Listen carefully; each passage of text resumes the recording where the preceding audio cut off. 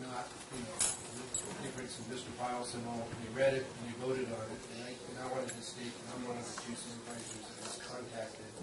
And when I indicated to him, having reviewed the documents that we voted on in September, I felt comfortable at that time with what was presented. We had the consultants involved and so forth.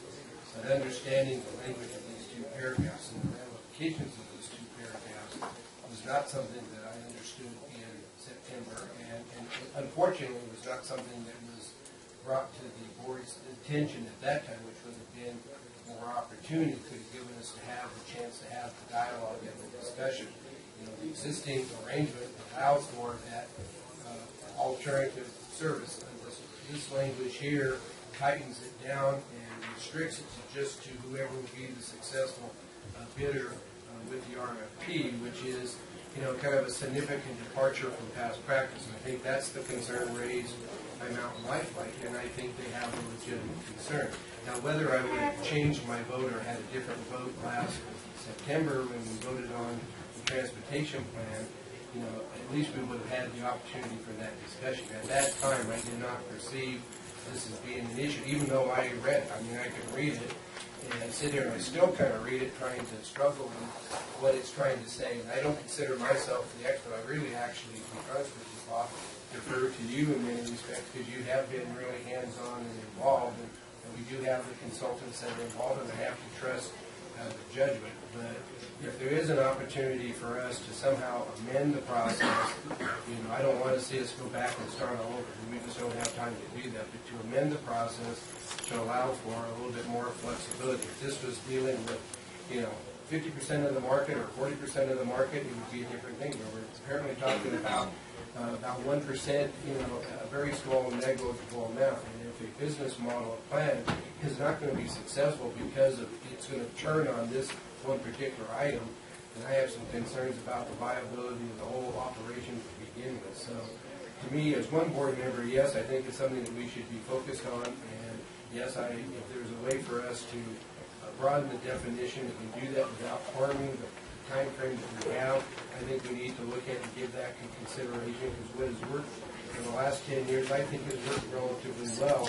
And to tweak that or to affect that, I'm not sure it serves the public interest in the long term. And that's what I've been in the ambulance, I've been in the helicopter flying arena, so I understand the value and the importance of the timely response. And if I'm being told as a potential patient at the hospital that I've got to wait for this and that to cycle through, and my life is the one that's ticking away, it's a whole different ballgame. I guarantee how I approach it. So, Richard, I think what we need to do is we could go on with this till 5 o'clock. Yeah. So we need to know, is there time to change the RFP? And if there's not time, then it's a new point. Yeah. If there is time, then we need to take action on that. Okay, let me try to. Because we really. I think Mr. Mayor made that very clear. Yeah. So I mean, is there time to amend it, or is there not? First of all, RP has not been released yet. It's currently in draft. Sorry. My analysis of it is that if we have to change the transportation plan and go back through the process with the state, there's not enough time for that. If we can alter the RFP without changing the transportation plan, there is time for that. That's my analysis. So would it be an accurate statement that we need to know, is the board, majority of the board, do they wish to give the direction to alter the RFP, provided it doesn't require going back to the state? And if it does require going back to the state, unfortunately, it's time. I think that would be. I'd like to move forward and keep that direction. Well, I won't support that at this time. I want to hear the other side. I want to hear the current providers, how they work with the inter-facility transfer. We heard that kind of statement, his side of the story, and I appreciate that. And it's a very important issue. Very important issue. And that the current provider, I know, are doing some of the inter-facility transport. Now, Lifeline's not doing all of it. And whoever gets the bid next, how are they going to handle it? I want to know that. So I guess my deal is this isn't all going to get hashed out. What are we trying to achieve today with this agenda item? We're trying to cheat with it, leave it in and take it out, and my knowledge, and Mr. Nerdy, and ask him to speak again, is we don't have time. You guys should come to it in September. The purpose of the agenda item today was a request by Mr. Chick to make a proposal to the board. That's what. You basically get the proposal, take it or leave it. So what, It's not an action item. You can act on today anyhow. It's been another week. No, it'll be the second Tuesday in January. Well, we've agendized it for directions down. I suppose if the board directed the RFP altered, we could do that. Just for- when is the RFP due to be released? July 1st. The RFP is not going to be able to be released until we get the state approval, so that's the process that we're waiting on. Once we have their approval, it'll be issued the next day, or within a couple of days. And remember, Is this the contract state is going up to to be approving this before January 13th? I honestly have no way of knowing what the state's going to do and when they're going to do it. Could I suggest that we ask Mr. Narat to pose the pointed question to the state, which is that if we delete those two paragraphs from the RFP, does that require a new transportation plan? Yes or no is the answer we want from the state, and then we can reconsider on the 13th. If I could ask, that go through North County, and that's the state, that they make the request. But, just please remember that in the plan itself, it addresses the intent area of including everything, and it does list out these areas. So I would be very shocked if they allowed the RFP to be amended without making the corresponding amendment to the plan. Well, let's ask and see what they do, and if we can have that on the discussion, we can deal with it on January 13th. It may be a moot point, and we may have flexibility until we ask, we won't know. Where is this scenario? Where is the North County EMS fit into the change if there was a change? I mean, they obviously voted on this. Now you ask them to change it. Under the way the law is set now, based on a court case in the past few years, this must go through the local EMS agency. So the county makes a recommendation to the local EMS agency. Their board then is the approving authority for the plan, and then their staff submits it to the state. So it would have to go from the county to NorCal again before it went back to the state. Well, just By the time you go through all this, we're talking about what, the end of January, 1st of February? At the earliest. At the earliest. I would suggest that if the plan Nothing to worry. needs to be changed, there isn't enough time. Not enough time. If the plan does not need to be changed, then maybe there is. We're up against the curve, leave it how it is. I'll get to you on that. Go to you and you and then. Yes. I'd just like to remind this board that 15 years ago, there was no RFP. It was open for business, okay? So when you say there's not enough time, if you guys decide to do nothing, in June it becomes open for business again. Is the current provider saying they're going to leave? So what is the time about? You're talking about entering into a 15-year contract, which is what this is for, degrading the system at the start to below the level of emergency 10 years ago. Below the level of emergency. That's your opinion. Well, the facts are there, so I'm just going to use those. So that's the concern, is that we're going to do that and give them a 15 years to make sure that we maintain that low level of service. Now, I don't feel comfortable with that saying, well, we don't have time, when realistically that is a self-imposed time that the county decides to impose. There doesn't have, this process does not have to happen. That is why, is what the state says. It does not have to happen. So it can be postponed, done a different way, started over, and if this RFP gets done in December, it gets done in December. That's all it really takes. That's up for you guys to do. I don't want to lose sight of the fact that this is a self-imposed time. This is not something the county has to do. So you have a comment? Yes, public. My name is Dr. Eric Lesnick. I'm the medical director of NorCal EMS. And there are several things here that worry me. One, my colleagues at Mountain Life are really doing a quid pro quo, and you need to look at Lassen County as a whole and a public health model.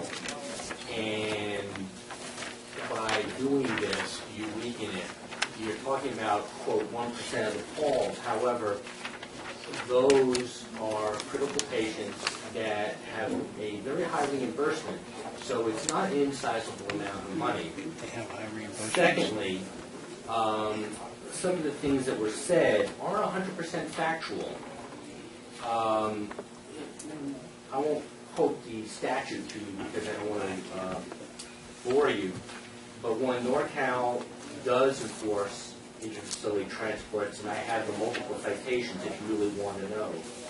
Secondly, very few patients truly need to move quickly. Patients that need blood, well, that's not beyond the scope of a paramedic. There are entities within NorCal EMS currently that do blood, and it's a relatively simple process by going through a module. Secondly, I'm really not sure what a high-level infection is.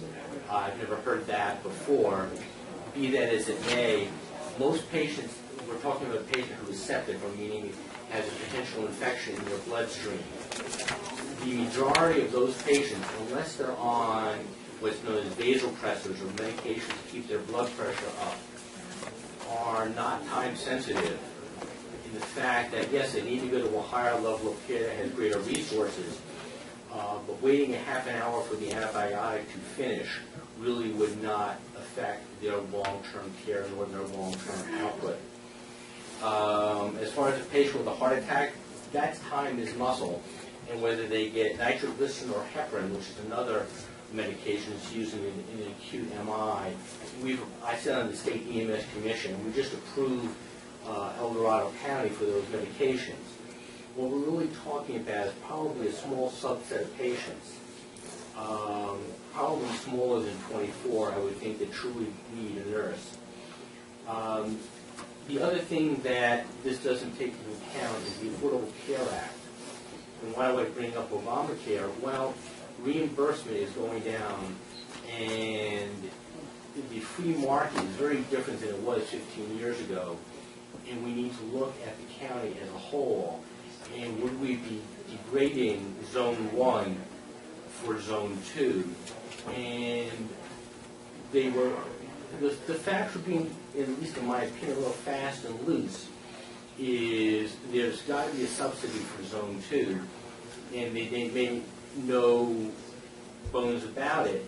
So I'm seeing these as two issues, true, but not necessarily related. So this really looked at a business model. And if we really hear about patient care, then yes, there are times when you do need a nurse, no doubt about it, and time is of the essence.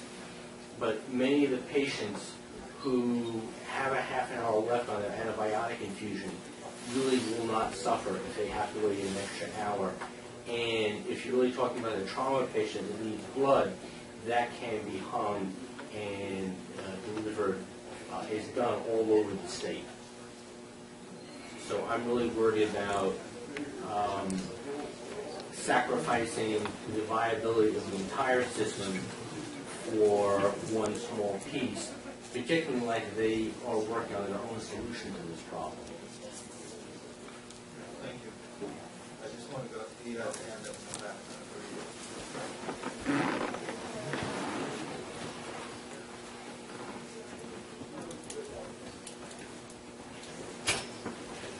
I'm Dan Spies, clumsy CEO of NorCal EMS. There was one other step in the process that we didn't touch upon, and that was the plan was reviewed by the County Emergency Medical Care Committee. It was an extremely well attended meeting. All the principal parties that are here today were at that meeting. It was very, very clear that the plan was to include interfacility transfers for the successful bidder, whoever that might be, as we go out and issue the RFP. And of course, it was considered by this board, and it was then sent to the NorCal, your recommendation was the NorCal approval. So I wanted to make certain that community members, law enforcement, public health, others, hospital representatives have an opportunity to comment on this. And it was the consensus that it would be all-inclusive IFT for the successful bidder. The other part of that is there's nothing in the RFP that precludes Mountain Lifeline, and they provide an extremely important resource for Lassen County and other parts of the North State. Nothing in this precludes Mountain Lifeline from continuing to operate and transport patients at their high level of capability. So, but those 2 points, while you may be aware of it, should be pointed out. Thank you. Okay, you had another comment? I just wanted the answer to Dr. Rudnick's comments. You made the comment that in critical care there's a large reimbursement factor. I do a lot of critical care for absolutely no reimbursement whatsoever. So that is not an issue or a true issue. We don't do wallet biopsies before we take any call. We get paid what we get paid. Sometimes we get good reimbursement, sometimes we get absolutely no reimbursement for quite a financial output. So this is not a financial statement. I also made the comment about the blood being able to be hung and done. Is that currently in this county? It can be done very, No, is it currently in this county? as I said, it can be done very easily. But is it? That's a moot point. Well, the point is, it's not a moot point. Currently, the current provider does not transport blood. Okay. That's a very simple yes or no answer. Yeah. As far as the contention about time or the blood infections, that's really cherry picking your patients. Absolutely, that happens. Other times, it's absolutely critical to get them on the road, and maybe you don't have a half an hour. Maybe it's a surgical intervention that needs to be done, and time's of the essence. So, although yes, I will agree, that situation does come up where you have a patient who, sure, has some time. If it's a patient that doesn't have that time, and now we have no other option, and now it's your family member. That's my point. Okay. We're gonna bring it back for final discussion here. Well, just a couple of fast comments. Good point that Dan brought up. The Emergency Medical Care Committee is made up of a broad base of local people. Broad base. I mean, you get fire department, city fire department, you got CDF, you have the county administration, you got the OES officer, you have the county sheriff, you have a hospital representative, you have the current provider representative, you have Mountain Lifeline representative. Unanimous decision to support this transportation. We were not part of a unanimous decision to support that decision. No, we were Well, not. you may have not been part of that decision, but let me say a strong majority is that proper language of that committee to support it. And at that time, nothing was said about these. It's never been brought up. 3 times this has been voted on and could have contribution by the public. For the supervisors, North Carolina EMS, the Emergency Medical Care Committee. 1 time had this been brought up.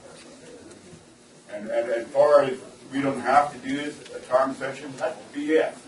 We would be totally irresponsible not to get a new contract out by the time the old one expires. And to say that don't matter is BS. It does matter. Extreme responsibility of the 5 of us sitting here that we do our job and we get these things done on a timely fashion. And to leave it wide open to anybody can do it is not a strong, concrete commitment to the public to know they have a good provider here. Not knowing, people are not going to be comfortable knowing anybody can come. Who's going to show up? It's going to be South Lassen, it's going to be Lassen, it's going to be someone out of Reagan, it's going to be Remza, it's going to be Femza. That's not a good way to treat our public, and I won't do it. Thank you. And again, honestly, I support you guys. You do a great job. Your air is great. We need your air helicopter fixed wing. Thank you very much. You guys do it. You're very professional, do a great job. But on this issue, I'm not going to support breaking the process. It is not best for our people, for this public. I don't care what Mr. Chetty says. And I respect you, Mr. Chetty, too. I mean, it is what it is, and we're going to... I'm going to stand on what I was elected to do, to protect the people and give them the best health care, health and safety possible. And what you guys are wanting to do does not do that. Not making these changes. Not what you do does do it. Making these changes, no. It is not in the best interest of the people. I want to acknowledge that, you know, Mountain Life Flight, you guys do, my dealings with you through the racetrack, you guys have been over backwards. And I only wish that we would have been having this conversation like 8, 9 months ago. And I don't know, but it is what it is. But, and it's unfortunate. I mean, because you make good points, even like the blood hanging, you know, like you're trying to get a straight answer and didn't get one. That worries me, you know. But the fact is, you know, it's the end of December, and this can't be done. So I think it's unfortunate. May I make one more comment? Sure. The initial RFP, yes, the initial RFP, as you all remember, when it got instituted, what we all went to bat for, the number of ambulances and everything else, the RFP was written in a way, or after the RFP was awarded, actually afforded quite a few changes. We could actually drop ambulance coverage. If you'll remember, we didn't start out with 3 ambulances. It got degraded to that. These are changes that were made after the point, well after the point. I'm just curious, this change is concrete, solid, it can't be moved, but something as to completely eliminate one entire ALS ambulance was a very simple process and happened effortlessly. I'd just like to point that out, that changes can be made even after the point. We're in a point right now, we don't even have an RFP, but no changes can be made. Well, I'd like somebody, Dr. Nerad or Dan, to respond to that. I don't think your hands are tied. Can I suggest it, like, you have my Mr. Nerad. Well, we've got everybody here now. I realize we've got a time issue, but this is a very important issue.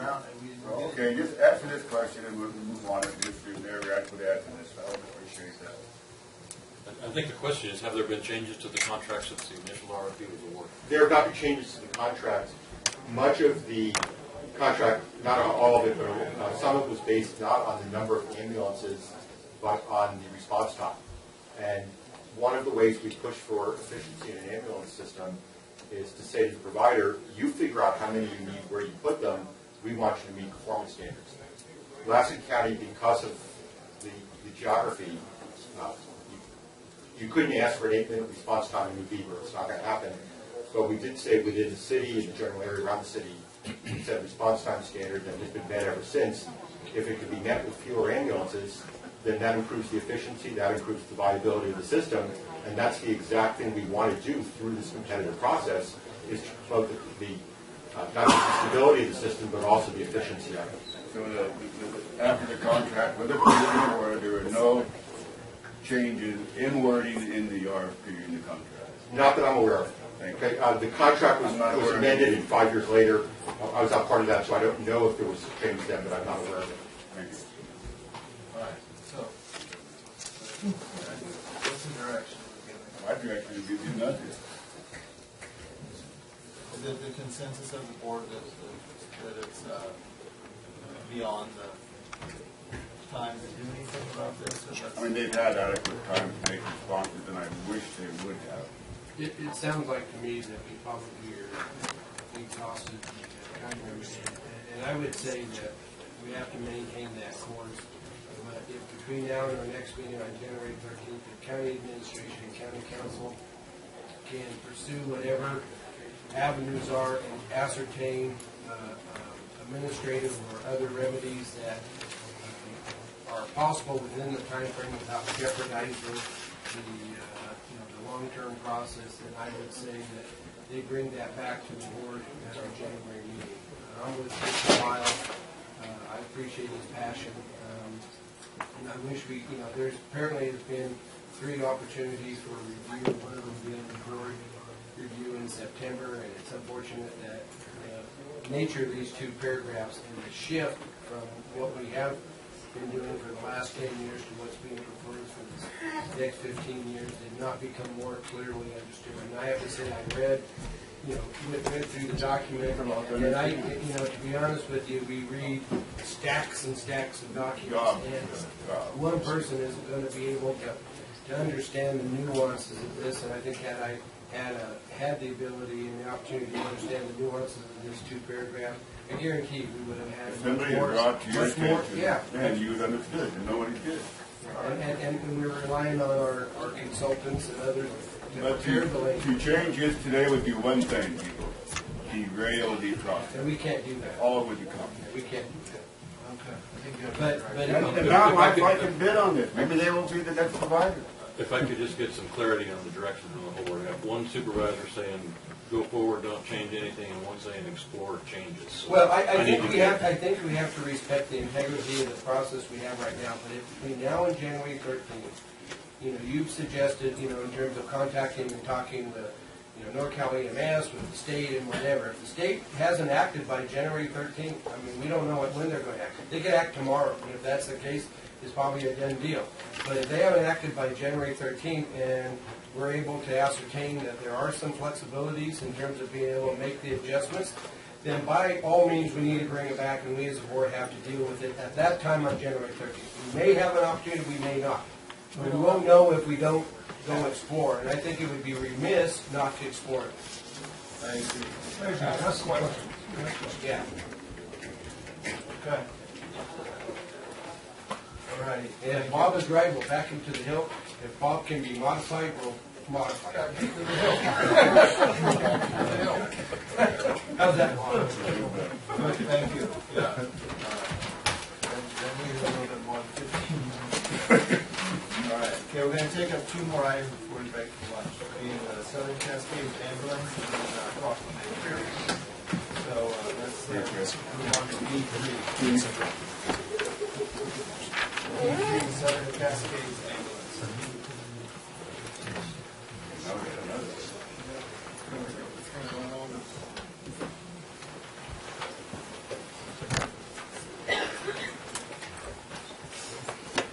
Mr. Chairman, members of the board, dedicated staff, Clinton Davis, Big Valley EMS Working Group. We came to you for discussion previously, and we're back now to come to a culmination. We would like to ask for an election to be called for the formation of our special district on May 12th of this year. The reason for this process is in 1948, ambulance service was started in Big Valley. In June of 2013, we lost it. Nobody thought that would be possible, but it was. In the process of trying to form the election, or the district in the last election, we had some opposition from people who felt they didn't want to pay a tax. They felt we didn't need an ambulance. They were poorly uninformed. Now they have been. We are swinging the numbers around. The only thing that might cause a problem if another ambulance came in from outside and all of a sudden they said, we don't need a tax, we don't need an ambulance. 44 votes we lost by in the last election. We seriously believe we have won those back. We will have enhanced life support service based in Big Valley that will not leave the valley.